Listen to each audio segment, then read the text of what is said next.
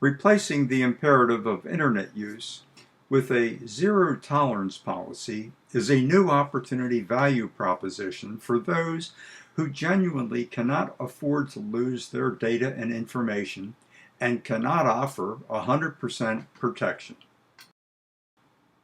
In the spirit of cyber active defense and reducing attack surfaces, an organization with data and information it cannot afford to lose should not put it on the internet.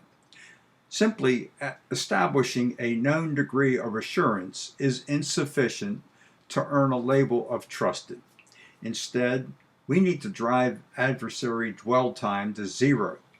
One way to escape harm, as in agile operations, is to vacate the space. And so, the zero tolerance policy of not using the internet is called for in the situation so defined. One question: is the Office of Personnel Management, OPM, a candidate for the zero tolerance policy?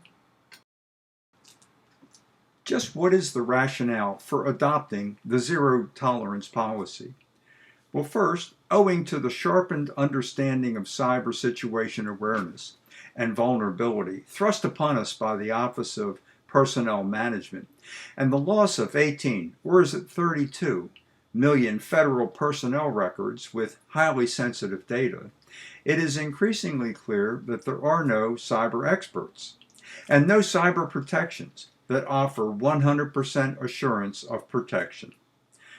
Secondly, even those measures that offer some measure of protection, like three-factor authentication and data encryption, are not easily adopted, even by organizations whose missions scream out for their use, such as OPM, whose silent screams went unheard. Additional rationale for adopting the zero tolerance policy include the following. There is a lack of cybersecurity theory and practice baseline governing trustworthy software systems and their resilient operation. There is a lack of standard cyber incident assessment protocol and semantics governing forensic-based outcomes, pattern-based bad actors, and model-based consequences to be applied by practitioners in building a shareable cyber incident intelligence database. And finally, without a cyber incident database specification, there is no systematically operating cyber data collection and database whose metrics and analytics could intelligently inform government and industry internet users of the risks they face. What are the benefits of adopting the zero tolerance policy? Number one, we would increase cyber defense readiness. Number two, we would increase the sophistication of campaign plans. Number three, we would increase the total resources required by an adversary to achieve an effect. And fourth, we would drive adversary dwell time to zero.